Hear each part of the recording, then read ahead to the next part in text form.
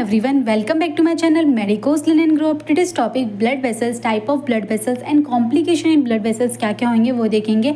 As a medical student आपको पता होना चाहिए कि टाइप कितने होते हैं ब्लड वेसल्स के और आगे कॉम्प्लिकेशन क्या क्या हो सकते हैं ब्लड वेसल्स के, क्या क्या प्रॉब्लम्स है वो देखेंगे.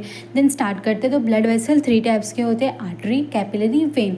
आर्टरीज इंक्लूड करते हैं iota, artery, bigger arterioles and terminal arterioles. इनका जो ब्लड फ्लो होता है इनमें direction of flow away from the heart. जो ये रहते हैं आर्टरीज, ये क्या अवे फ्रॉम द हार्ट जाते हैं.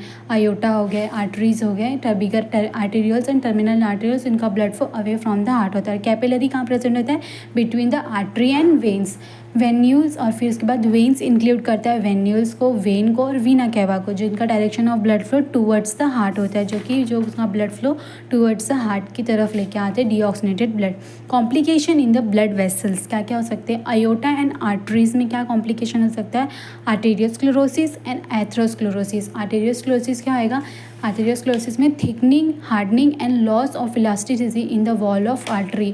जो वॉल होती है आर्टरी की, इसमें क्या हो जाएगी? हार्ड हो जाएगी, थिक हो जाएगी और लूज़ कर देगी अपनी इलास्टिसिटी, मतलब वो फ्रिजाइल हो जाएगी, रिजिड हो जाएगी, इलास्टिसिटी लूज़ हो जाएगी उसकी.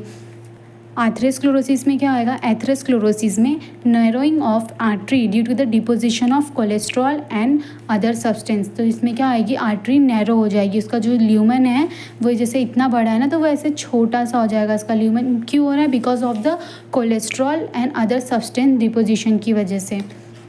देन आर्टेरियोल्स में क्या क्या होएगा? When the tone of smooth muscle in the arterioles increases hypertension occurs. Arterioles में क्या कॉम्प्लिकेशन हो सकते हैं? अगर tone of smooth muscle increase हो गया तो उससे क्या होगा? हाइपरटेंशन अकर्स हो सकता है. कैपिलरीज में क्या क्या कॉम्प्लिकेशन हो सकती है? परमेबिलिटी ऑफ कैपिलरी मेम्ब्रेन, जो परमेबिलिटी होती है कैपिलरी मेम्ब्रेन की, में इंक्रीजेस रिजल्टिंग इन शॉक और एडिमा बिकॉज ऑफ द क्यू और due to the leakage of fluid, proteins and other substances from the blood. अगर उसकी परमेबिलिटी इंक्रीज हो जा रही है तो उससे क्या हो रहा है? लीकेज हो रहा है फ्लूइड का, प्रोटीन का और अदर सब्सटेंसेज का फ्रॉम द ब्लड से लीकेज हो रहा है. Veins, inflammation of the walls of vein leads to the formation of intravascular clot. अगर इन्फ्लामेशन हो जाता है वॉल्स ऑफ वेन का, जो वेन की वॉल्स होती है, ये वेन की वॉल्स होती है, अगर इनमें इन्फ्लामेशन हो गया तो इससे क्या आएगा? ये तो लेयर्स है, स्ट्रक्चर्स हैं, तो अगर इनकी वॉल्स में अगर क्या आएगा? वेन्स की वॉल्स में अगर इन्फ्लामेशन हुई तो इससे फॉर्मेशन होएगा इंट्रावेस्कुलर क्लॉट,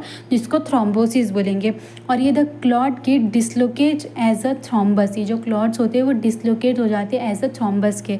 अगर ये थ्रोम्बस जो होता है travel through the blood and causes embolism. अगर ये जो थ्रोम्बस है छोटा सा है बट वो ट्रेवल कर रहा है और कहीं जहाँ की कैपिलरी छोटी सी है, नैरो है, जैसे कि ये थ्रोम्बस इतना है बट यहाँ की कैपिलरी इतनी है, तो फिर ये यहाँ पे क्या हो जाएगा? ऑब्स्ट्रक्ट हो जाएगा. Then thrombus travel through the blood and causes embolism. Embolism means उसमें क्या आएगा? Obstruct blood flow to vital organ. यहाँ पे ऑब्स्ट्रक्ट जाएगा, जिससे क्या हो जाएगा? ऑब्स्ट्रक्ट कर देगा blood flow to the vital organ, जैसे कि ब्रेन हो गया, हार्ट हो गया, lungs, leading to many complications. Aneurysm क्या होता है? एबनॉर्मल डायलेशन और बल्जिंग ऑफ ब्लड वेसल्स. इसमें क्या होएगा? जो ब्लड वेसल्स हैं, ये ब्लड वेसल्स, इनमें क्या होएगा? एबनॉर्मल डायलेशन हो जाएगी और बल्जिंग होएगी of blood vessel caused by weakening of wall of vessels. की हो रहा है? बिकॉज ऑफ द वीक हो रहा है उनकी वॉल ऑफ वेसल्स का. वेसल्स में लीक और rupture resulting in a bleeding, और इससे क्या होएगा? इंटरनल हेमोरेज कॉज होएगा. That's it. ये था ब्लड वेसल्स के टाइप और उसके कॉम्प्लिकेशन क्या क्या हो सकते हैं ब्लड वेसल्स की, देखें. That's it.